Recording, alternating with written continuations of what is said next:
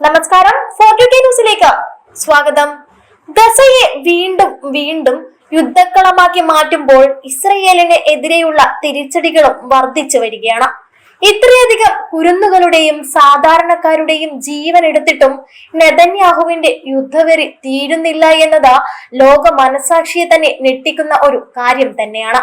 പക്ഷെ ഒരു കാരണവശാലും ഇസ്രയേലിനെ വെറുതെ വിടില്ല എന്ന ഉറക്കെ പ്രഖ്യാപിച്ചിരിക്കുകയാണ് യമനിലെ ഹൂതികൾ.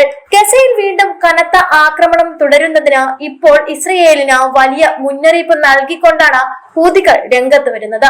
ബെൻഗുരിയോണും ഇസ്രയേലിലെ മറ്റ് വിമാനത്താവളങ്ങളും ലക്ഷ്യമിട്ട് വരും മണിക്കൂറുകളിൽ സൈനിക നടപടികൾ നടത്തുമെന്ന് യമനിലെ ഹൂതി വിമതർ മുന്നറിയിപ്പ് നൽകിയിട്ടുണ്ട്. ഗസയിൽ ഇസ്രയേൽ നടത്തിക്കൊണ്ടിരിക്കുന്ന കൂട്ടക്കൊലയ്ക്കും അതുപോലെ തന്നെ യമനിൽ അടുത്തിടെ നടത്തിയ ആക്രമണങ്ങൾക്കും മറുപടിയായാണ് ഈ ആക്രമണമെന്നാണ് ഹൂതികൾ പ്രഖ്യാപിക്കുന്നത്.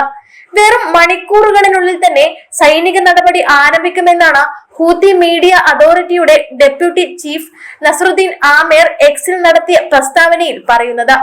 മാത്രമല്ല, ഇസ്രയേൽ വിമാനത്താവളങ്ങളിൽ നിലവിൽ സർവീസ് നടത്തിക്കൊണ്ടിരിക്കുന്ന എല്ലാ വിമാനങ്ങളും ഉടൻ തന്നെ അവിടം വിട്ടു പോകണമെന്നും ഒരു മുന്നറിയിപ്പ് കൂടി അദ്ദേഹം നൽകുന്നുണ്ട്. ഇത് ഇസ്രയേലിൽ കടുത്ത പ്രതിസന്ധി തന്നെയാണ് സൃഷ്ടിച്ചിരിക്കുന്നത്. ജനങ്ങൾക്കിടയിൽ മാത്രമല്ല, വിമാന കമ്പനികൾക്കിടയിലും വലിയ രീതിയിലുള്ള ആശങ്കയും ഭയവുമാണ് ഇത് ഉണ്ടാക്കിയിരിക്കുന്നത്. ആക്രമണം ആരംഭിക്കുന്നതിന് മുൻപ് തന്നെ എല്ലാ യാത്രക്കാരും പ്രത്യേകിച്ച് വിദേശികൾ ഒഴിഞ്ഞു പോകണമെന്നും അദ്ദേഹം മുന്നറിയിപ്പ് നൽകുന്നുണ്ട്. ഇതാദ്യമായാണ് ഇത്തരത്തിൽ ഒരു ആക്രമണം നടത്തുമെന്നും അതിന്റെ സമയവും സ്ഥലവുമെല്ലാം ഉൾപ്പെടെ വിശദീകരിച്ചുകൊണ്ട് ആക്രമണത്തിന് ഹൂതികൾ ഒരുങ്ങുന്നത്. യമനിൽ നിന്ന് മധ്യ ഇസ്രയേലിലേക്ക് വിക്ഷേപിച്ച ഒരു മിസൈൽ തടഞ്ഞതായി ഇസ്രയേൽ സൈന്യം പറഞ്ഞതിന് ഒരു ദിവസത്തിന് ശേഷമാണ് ഈ മുന്നറിയിപ്പ് വരുന്നത്.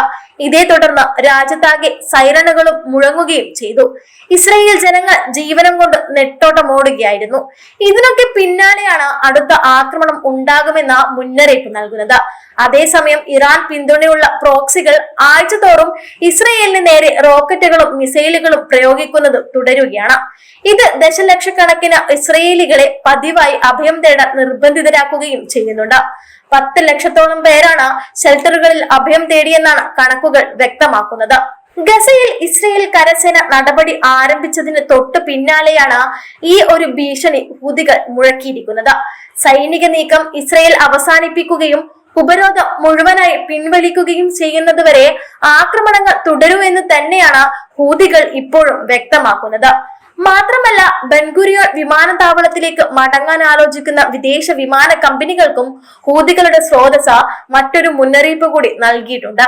അവർ ഗതി മാറ്റുകയോ ബെൻഗുരിയോൺ വിമാനത്താവളത്തിന് മുകളിൽ മാത്രമല്ല മുഴുവൻ ഇസ്രയേൽ വ്യോമാതിർത്തിയിലും ഒരു പറക്കൽ നിരോധിത മേഖല സ്ഥാപിക്കാൻ തീരുമാനിച്ചിരിക്കുന്ന യമൻ സൈന്യത്തിന്റെ മുന്നറിയിപ്പുകൾ ഗൗരവമായി എടുക്കുകയും വേണമെന്നാണ് മുന്നറിയിപ്പ് നൽകുന്നത്. മാത്രമല്ല, ഞായർ പുലർച്ചെ 2 മണിയോടെ ബെൻഗുരിയോൺ വിമാനത്താവളത്തിന് നേരെ ആക്രമണം ഉണ്ടായതായും റിപ്പോർട്ടുകൾ പറയുന്നുണ്ട്. ആക്രമണത്തെ തുടർന്ന് വ്യോമഗതാഗതം മണിക്കൂറുകളോളം നിർത്തിവെക്കുകയും ചെയ്തു. തെല്ലവീവിലെ മെട്രോപൊളിറ്റൻ ഏരിയയ്ക്ക് ചുറ്റും സ്ഫോടനങ്ങൾ ഉണ്ടായതായും റിപ്പോർട്ടുകൾ പറയുന്നുണ്ട്. ഇസ്രയേൽ ഗസയിലെ യുദ്ധം എന്ന് അവസാനിപ്പിക്കുന്നുവോ അന്ന് മാത്രമേ ഇനി ഹൂതികൾ പുറകോട്ടുള്ളൂ എന്ന് തന്നെയാണ് ഇതൊക്കെ വ്യക്തമാക്കുന്നത്. ഹൂതികൾ വെറുമൊരു ചെറിയ സംഘടന മാത്രമല്ല, അത് അമേരിക്ക എന്ന വൻ ശക്തിയെ പോലും മുട്ടുകുത്തിച്ചതാണെന്ന് നെതന്യാഹു ഓർക്കേണ്ടത് നല്ലതായിരിക്കും.